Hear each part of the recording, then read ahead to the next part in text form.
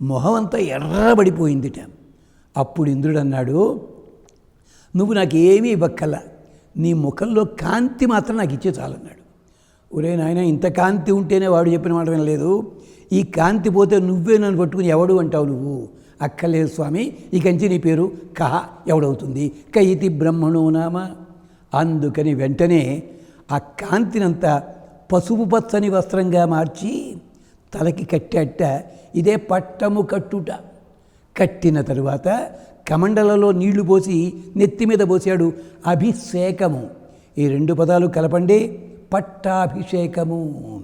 అప్పుడు కొత్త కిరీటం తయారు చేసి నెత్తి మీద పట్టుకోయాట.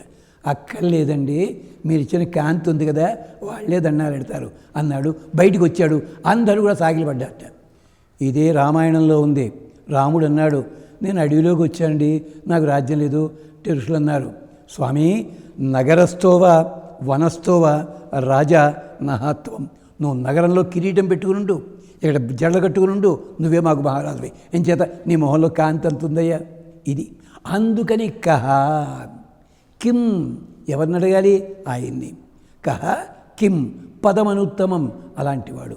అలాంటి సూర్య భగవానుడు కదా, ఆ సూర్యుడి కోసం అని చెప్పి మేమంతా వస్తున్నాము.